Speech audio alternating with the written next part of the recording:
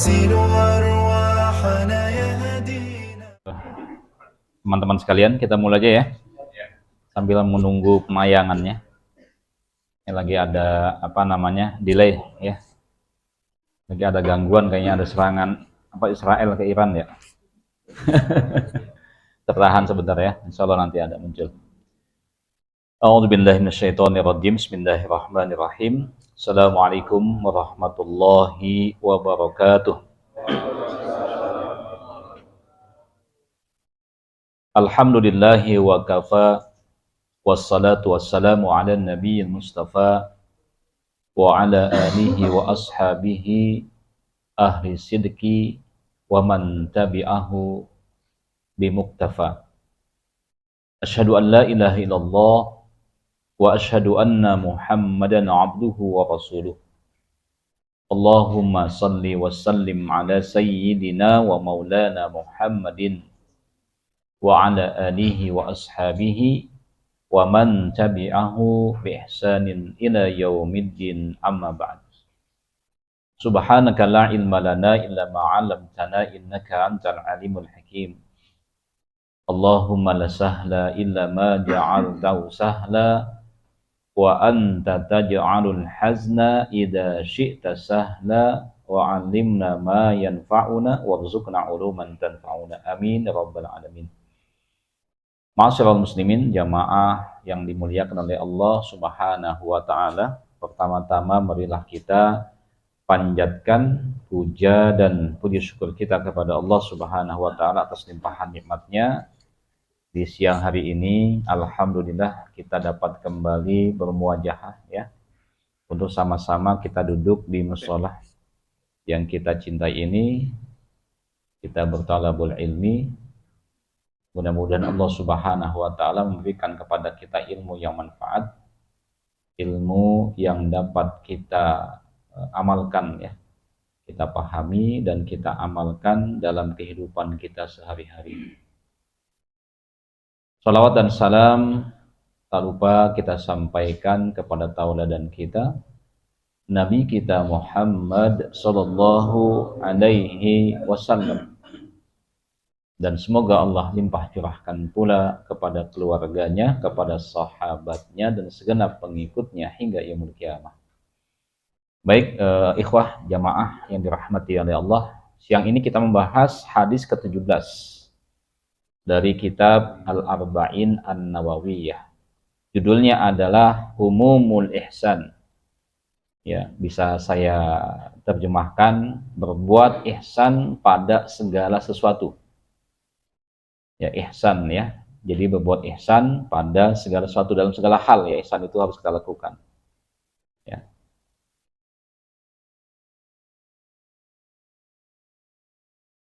Kita bisa baca hadisnya ya, meskipun belum nampak di layarnya ya.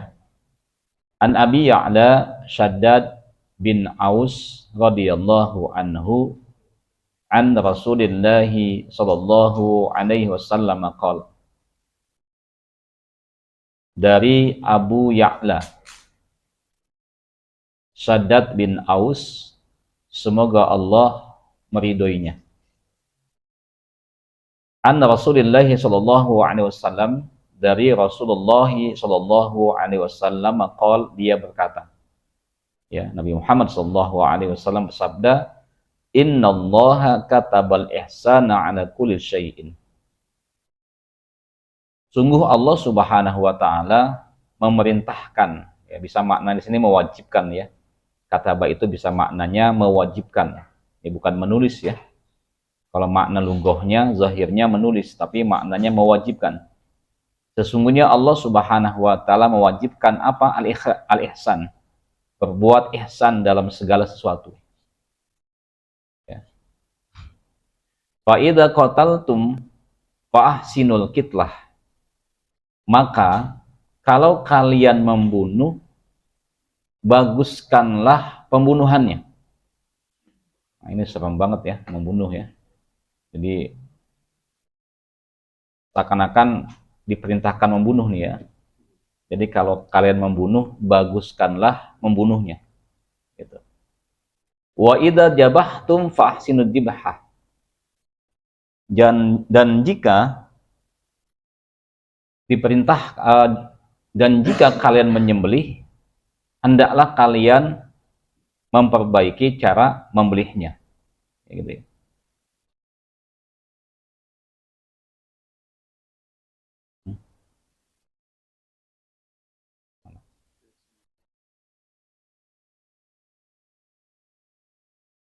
Ini.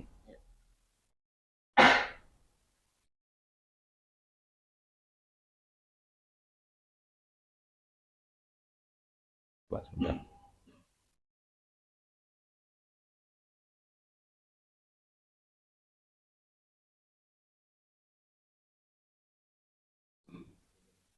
Ya, qadarullah ya.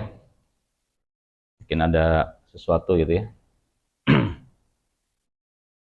Kita kembali ke hadis ya. Di sini kata Nabi, kalau kalian membunuh, hendaklah kalian memperbaiki cara membunuhnya.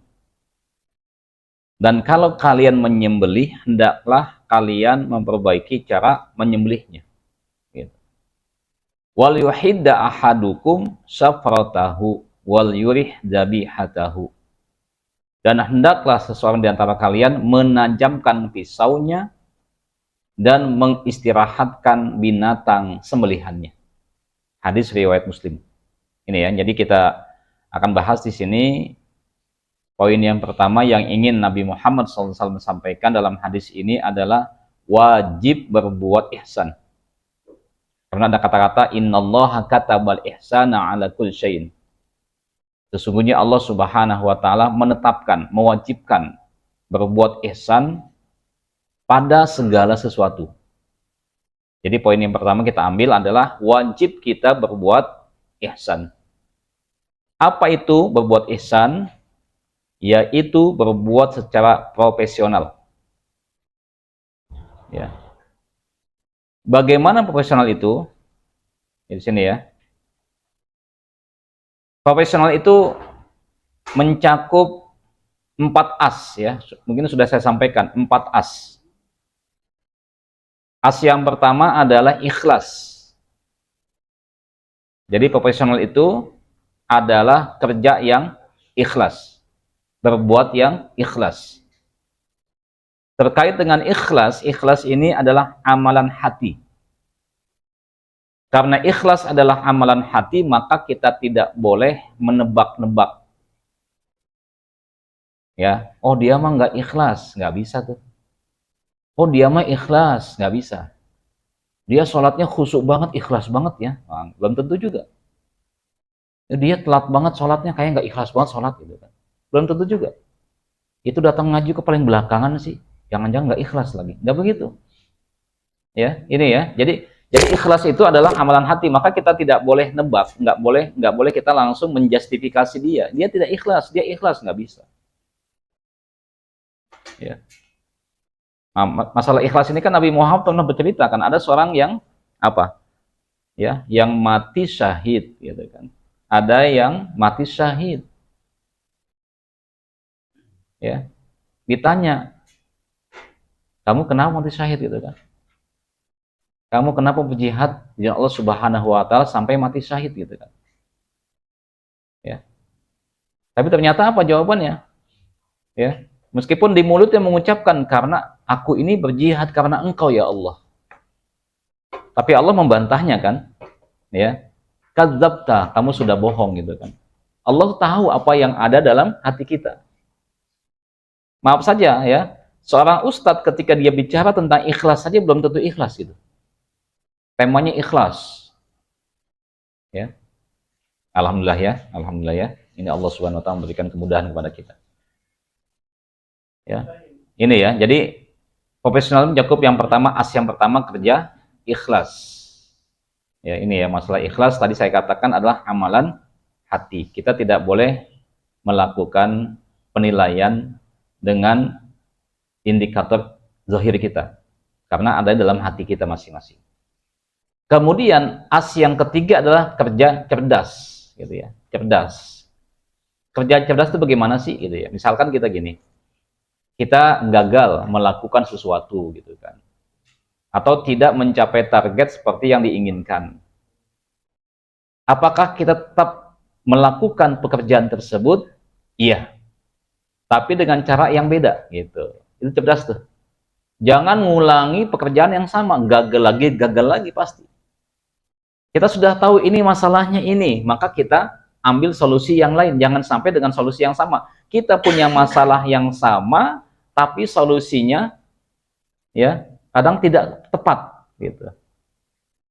Ya. Nah, ini penting ya. Maka ketika mengalami kegagalan misalkan atau tidak sesuai dengan ekspektasi kita, kenapa bisa begini? Maka kita lakukan hal yang lain. Jangan sampai kita mengalami kegagalan-kegagalan karena kita melakukan tindakan yang sama dari tindakan-tindakan sebelumnya. Kalau mengalami kegagalan dengan tindakan yang berbeda, nggak apa-apa. Kayak tadi ya, teman-teman kita kan dia, subhanallah ya, berupaya cara ini, cara itu cerdas tuh. Ya, dia berupaya dengan cara yang lain.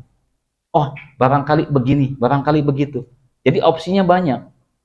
Gitu ya. Yang ketiga adalah kerja keras. Kerja keras itu bukan berarti ngoyo ya, tidak. Ya, tetapi melakukan pekerjaan sesuai dengan kebutuhan dan kondisi saat itu. Ya, kebutuhan, kondisi dan kemampuannya gitu ya, jangan dipaksakan juga. Dan selanjutnya tuntas. Ya, kalau tuntas tahu ya. Jadi lakukanlah sampai selesai. Jangan nanggung gitu. Dalam kehidupan rumah tangga kan begitu ya, jangan nanggung tuh. Jadi kalau kita menjadi suami yang profesional, itu suami yang ikhlas, suami yang cerdas, suami yang pekerja keras, suami yang tuntas gitu loh. Ya, jangan sampai di tengah perjalanan kehidupan rumah tangga kita habis gitu kan. Jangan sampai selesai. Gitu ya. Dalam hal apa? Tentu dalam melakukan segala aktivitas yang disyariatkan oleh Islam. Maksudnya apa? Aktivitas yang tidak bertentangan dengan syariat Islam. Oh, banyak loh orang-orang yang melakukan dosanya profesional loh. Iya. Ada banyak ya. Bikin dosa profesional. Contohnya apa? Itu para pembuat aplikasi judi online tuh luar biasa loh. Ya. Kok bisa begitu loh? Masuk tanpa kita minta gitu ya.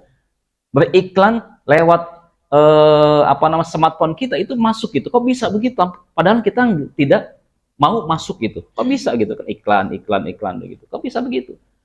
Mereka begitu cerdasnya. Ya. Mereka begitu profesionalnya dalam hal ini gitu. Nah, kok kenapa kita nggak bisa dalam hal kebaikan-kebaikan itu melakukan pekerjaan dengan profesional? Kadang kita melakukan pekerjaan dengan cara biasa-biasa saja. Nah, ini jamaah yang dirahmati Allah Subhanahu wa taala. Selanjutnya, dalam hadis ini pun disampaikan ihsan ketika membunuh dan menyembelih. Fa idza qataltum fa ahsinul qitlah wa idza dzabhtum fa ahsinuz dzibhah. Gitu ya.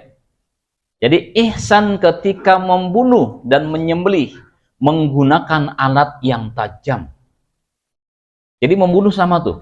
Ya, menggunakan alat yang tajam maksudnya apa? Ketika kita membunuh atau ketika menyembelih, usahakanlah yang kita jadikan target pembunuhan atau penyembelihan itu cepat mati.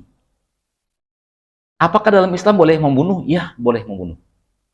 Ada hal-hal yang membolehkan kita membunuh.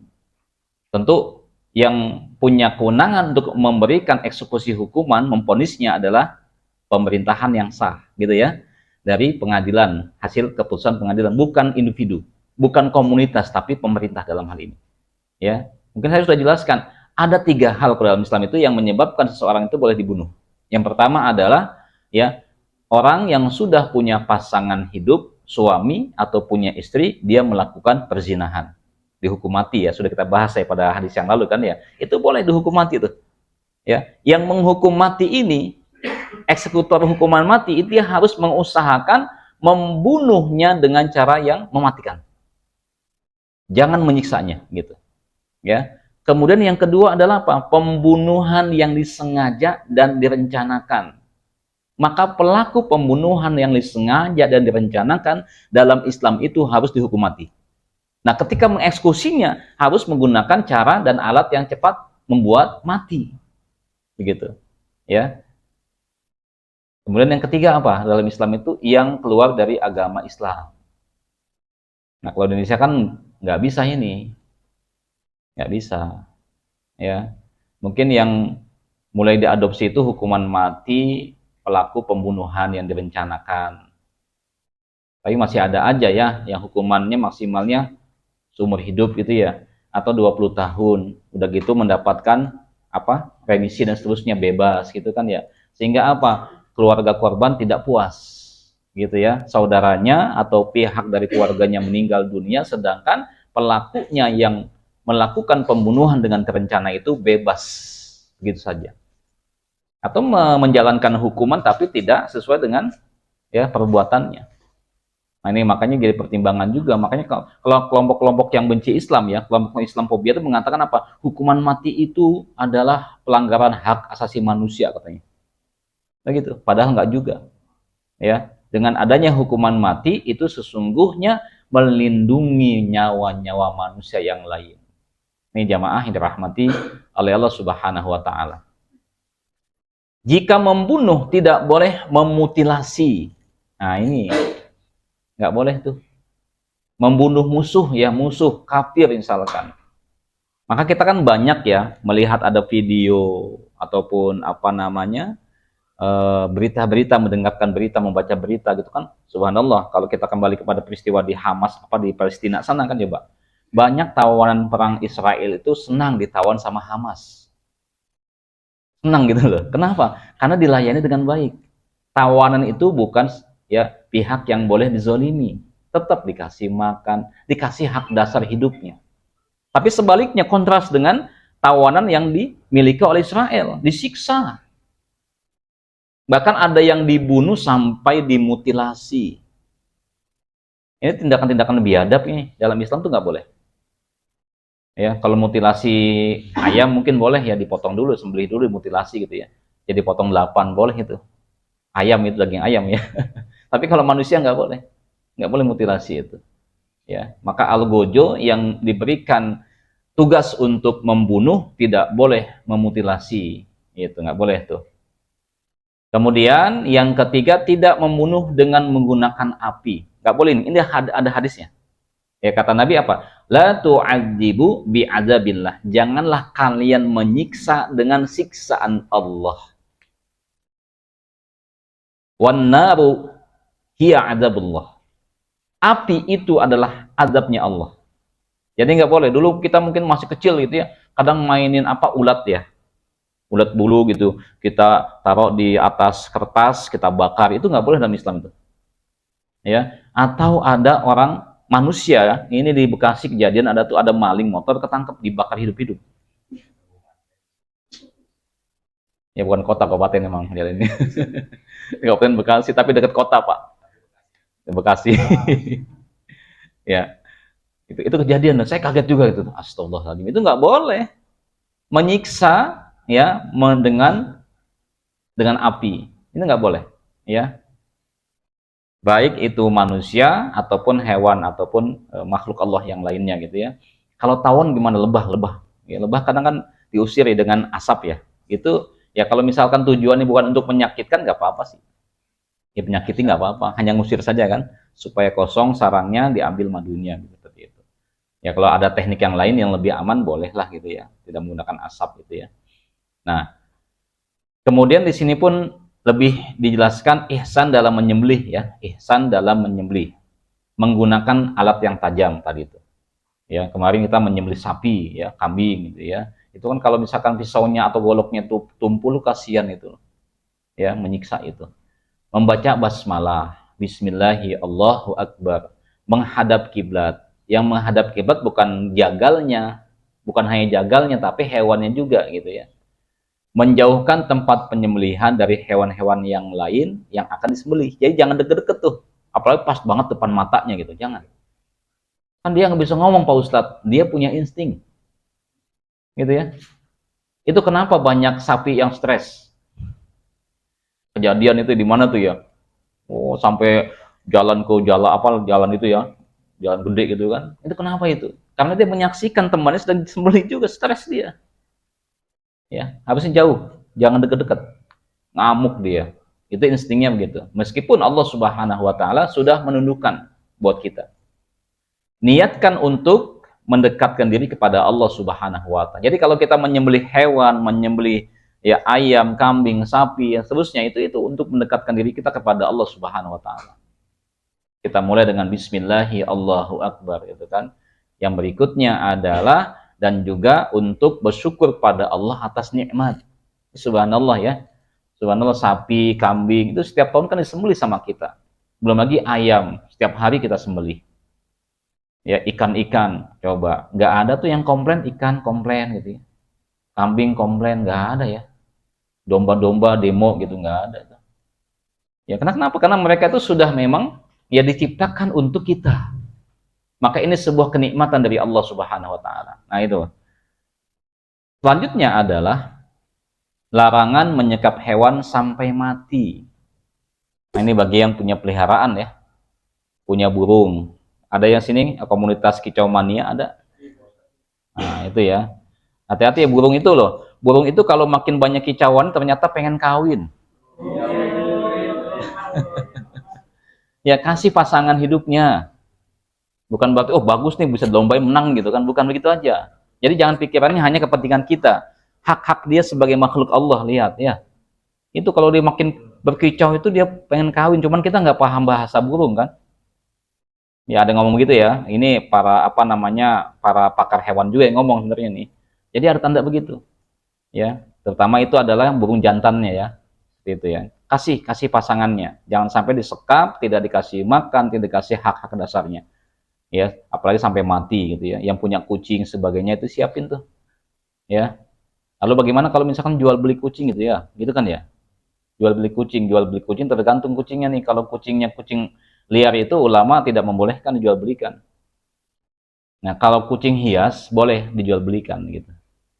Jadi yang dilihat bukan kucingnya tapi hiasannya, apa keindahannya gitu ya. Itu boleh dijual belikan. Nah, itu sampai tuh kalau misalkan kita punya kucing, niat untuk memeliharanya, maka kita harus ngasih makan. Itu jangan dikandangin nggak dikasih makan. Hadis yang sini jelas an Abdullah bin Amr radhiyallahu anhuma, ya dari Abdullah bin Umar atau bin Amr radhiyallahu anhuma, anna Rasulullah SAW qol, sesungguhnya Rasulullah SAW bersabda, udzibatim ra'atun fi hiratin, ya di sini ya, bahwasannya seorang perempuan diazab karena menyiksa seekor kucing yang diikat sampai mati.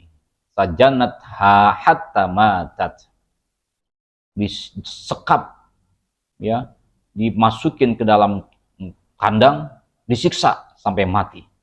Pada khalat pihanar ya, Allah pun memasukkannya ke dalam neraka. La hiya at'am hatha wala saqatha id habasatha. Perempuan itu tidak memberikan makan atau minum ketika mengurungnya, tidak juga membiarkan mencari makan dari serangga-serangga bumi. Wala hiya tarakatha ta'kulu min khasyasil abdi. Jadi itu ya tadi ya. Jadi kalau misalkan pengen menjadi pemelihara hewan, hendaknya dia punya kewajiban gitu ya, punya kewajiban untuk memberikan makan-makannya. Jangan sampai mengabaikan. Kalau memang nggak mampu udah kasih ke yang lain. Begitu ya, atau dilepaskan saja. Ini. Yang berikutnya adalah larangan menjadikan makhluk bernyawa sebagai target dalam latihan. Ya, hati-hati nih ya. Kadang ada yang kayak gitu ya. Burung masih hidup, dimasukin satu tempat atau diikat gitu kan. Jadikan target latihan. Itu nggak boleh. Ya, nggak boleh itu. Jangan sampai demikian.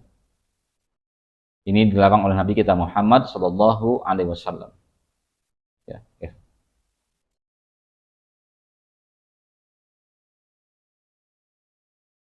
Ini jamaah yang dirahmati oleh Allah Subhanahu Wa Taala.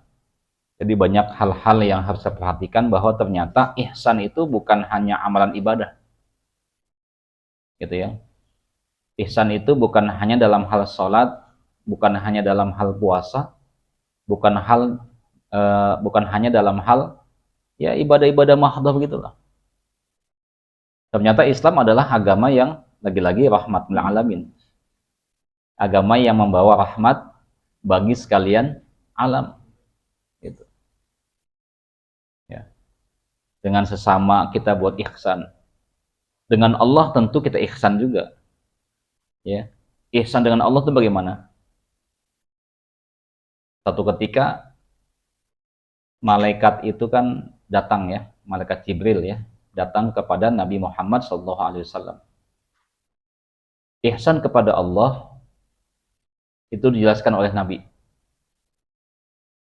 Ketika malaikat sudah menanyakan ya, akhbirni anil Islam, akhbirni anil iman, ya, kemudian akhbirni anil ihsan. Kemudian akhbirni anis sa'ah. Jadi ada 4 hal yang ditanyakan oleh malaikat.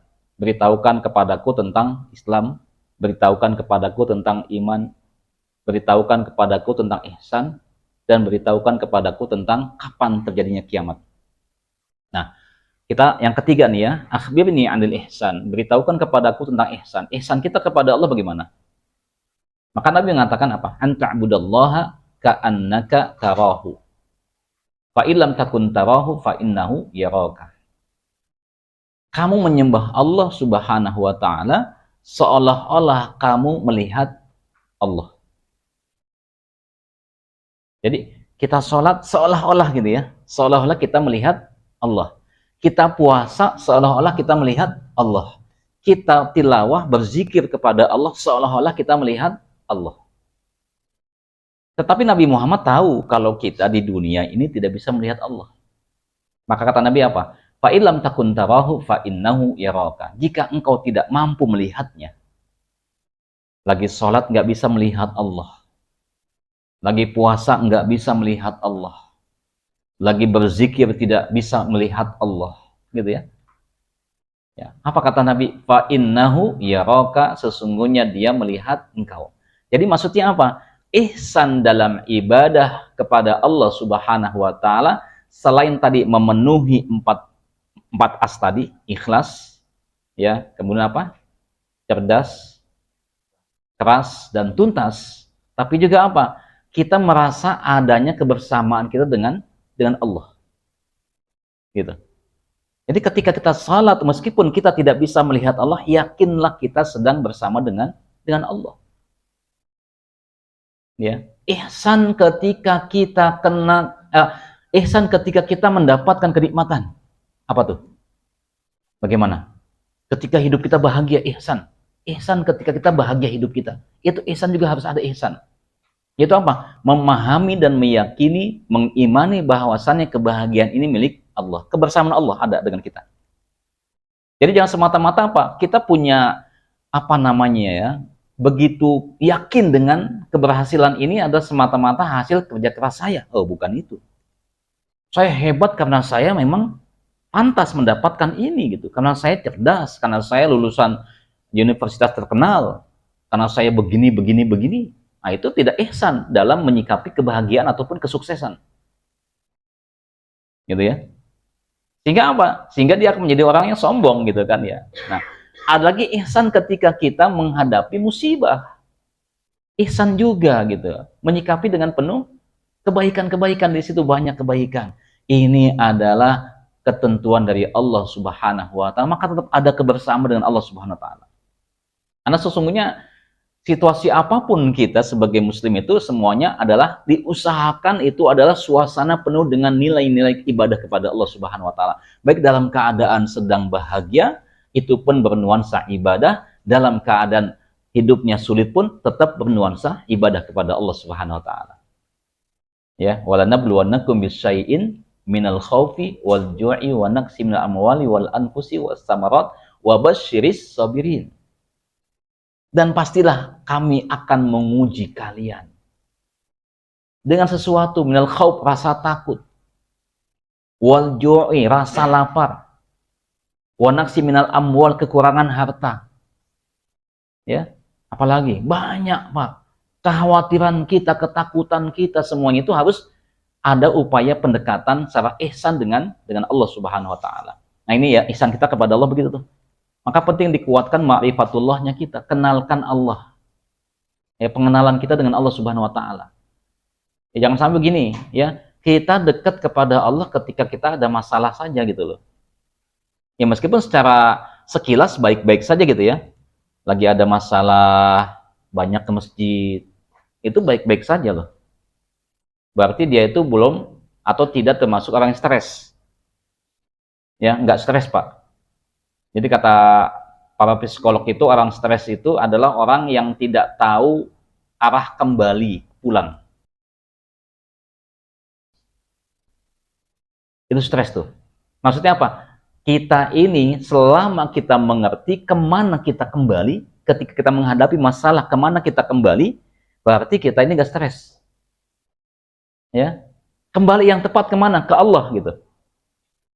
Ya, jadi kembali kepada Allah. Itu baik itu. Berarti kalau kita punya masalah, kita bersikap ihsan dalam menghadapi masalah ini, kita kembalikan kepada Allah Subhanahu wa taala, datang ke masjid, rajin mengaji, berzikir segala macam, itu berarti kita alhamdulillah enggak atau belum ya, tidak masuk ke dalam orang yang stres. Gitu. Kalau suami nih, karena kan tahu pulang tempat kembali tahu ya, tempat pulang tahu gitu ya. Suami pulang kerja, ya, pulang ke rumah istri. Nah, itu enggak stres, Pak. Pulang ke rumahnya gitu ya, orang Bekasi pulang ke Bekasi gitu ya, ke rumahnya, itu nggak stres tuh. Tapi kalau misalkan pulang kerja malah pulang ke yang lain, ini stres dia tuh, bingung dia, nggak betah di rumah itu ya. Tapi kalau yang kita maksud pulang itu kan kepada Allah gitu, kembalikan kepada Allah Subhanahu wa taala. Tapi yang paling luar biasa jamaah, ketika kita menghadapi masalah, ihsan itu tidak selalu dalam keadaan bahagia gitu. Ya, dalam keadaan menderita dia dekat, dalam keadaan bahagia dekat juga dengan Allah. Tapi kan memang kondisi sosial kita begitu ya, ketika ada masalah dekat dengan Allah gitu ya. Ketika tidak ada masalah seolah-olah kita lupa kepada Allah kan gitu ya. Ah udah gitu kan. Ya, masalah udah hilang nih, udah kayaknya saya nggak butuh khusyuk dalam sholat saya. Gitu kan. Biasanya kalau ada masalah kan doanya wah, kenceng banget nih. Kenceng banget, khusyuk banget. Tapi begitu masalah sudah selesai, nggak lagi tuh. Doa ala kadarnya aja.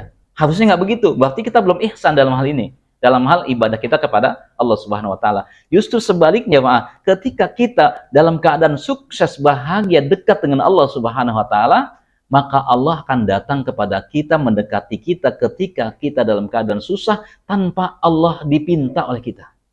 Itu masalah yang luar biasa. Makanya para ulama-ulama, wali-wali Allah itu begitu. Ya, ketika mereka bahagia selalu dekat dengan Allah Subhanahu wa taala, maka ketika mereka susah gitu ya, Allah itu datang menjadi penyelamat dan penolongnya gitu. Ini ya. Baik itu ihsan kepada Allah, ihsan kepada makhluk yang lainnya selain Allah Subhanahu wa taala gitu ya. Kita sudah bahas tadi, intinya adalah ihsan ini bukan hanya kepada manusia saja, tetapi juga kepada Allah dan juga kepada makhluk Allah yang lainnya. Hatta al-hayawan, sampai kepada hewan pun kita harus bersikap ihsan. Kepada tumbuh-tumbuhan pun kita bersikap ihsan. Ke alam semesta ini pun kita harus bersifat ihsan. Nggak boleh itu penambangan-penambangan yang menyebabkan terjadinya apa? Bencana alam. Nggak boleh. Gitu ya. Jadi jangan hanya mikirin ini, income saja, hati-hati ya. Maka kasus Raja 4 itu sebuah pembelajaran, Pak. Jadi orang Islam itu bukan hanya bicara masalah sholat, zakat, ibadah haji, bukan itu. Bukan hanya sebatas itu, masalah alam pun bagaimana. Karena Allah Subhanahu wa taala sudah menciptakan alam dengan segala isinya ini semuanya untuk kemaslahatan manusia. Ini ya, jamaah yang dirahmati oleh Allah Subhanahu wa taala. Sementara itu mungkin yang dapat saya sampaikan pada kesempatan siang hari ini, dan mohon maaf jika ada khilafan ya. Kalau ada yang ingin dikembangkan, diskusikan, silakan tafadhol.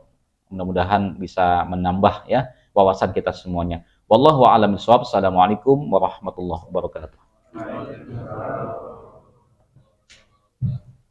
Baik, kita ucapkan jazakumullah kepada Ustaz yang sudah memaparkan kajian hadis arba'in nomor 17 yaitu terkait berbuat ihsan kepada segala sesuatu. Allah kata barisan anak syai'in, Allah mewajibkan kita berlaku baik atau berlaku ihsan kepada segala sesuatu. Dan semoga Allah yang disampaikan beliau memberikan sebuah gambaran tentang Islam itu rahmatan lil alamin Alamin, memberikan rahmat untuk alam semesta, bukan sekedar sesama manusia, tetapi termasuk rahmat buat binatang, rahmat buat tumbuhan, dan rahmat untuk segala sesuatu. Baik, yang di musola masih ada 5 menit lagi, walaupun sudah kedengaran bel berbunyi. Barangkali ada yang mau ditanyakan, silakan. Ya, silakan Pak. Kalau membunuh dalam keadaan terpepet, Membunuh dalam keadaan terpepet boleh. Ya. Ya, tiba-tiba lagi naik motor ada begal ya Pak. Wah, gimana tuh? Ya. Baik. Ini ya, dalam Islam itu membunuh itu kan ada 3 macam ya, secara hukum pidana Islam.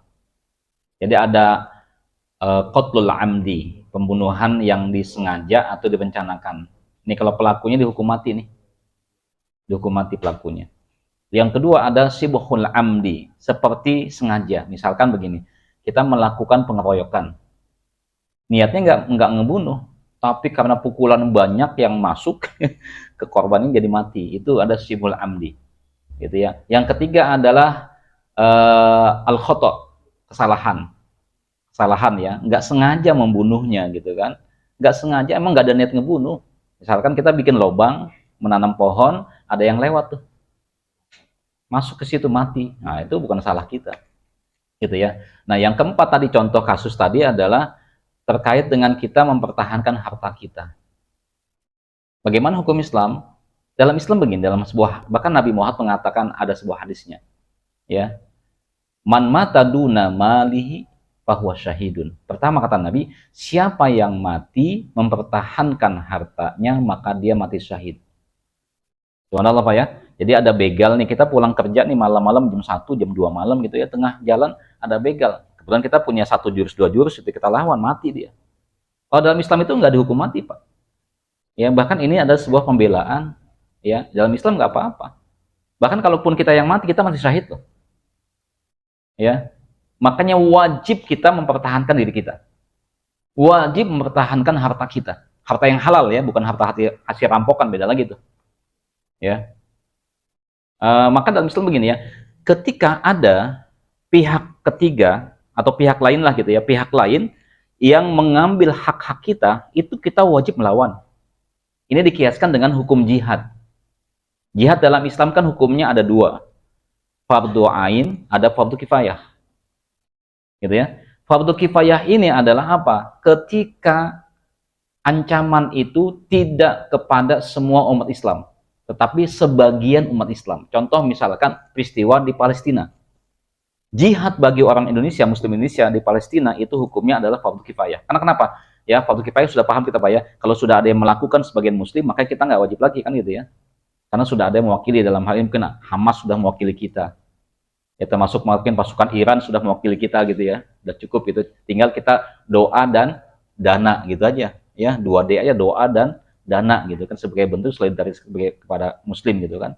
Nah, kalau misalkan ya itu musuh itu masuk ke lingkungan kita, masuk ke rumah kita, mengambil harta kita, apa yang kita lakukan? Jihad. Hukumnya apa? Fardu ain. Maka kalau ada maling masuk ke rumah kita, Pak, mau ngambil motor kita, kita bangun tengah jam 3 pas mau tahajud, ketahuan gitu ya, langsung kita lawan, mati dia. Nggak apa-apa. Cuman ini sayangnya Pak, hukum positif kita belum akomodir ini gitu loh. Kalau saya lihat belum ya.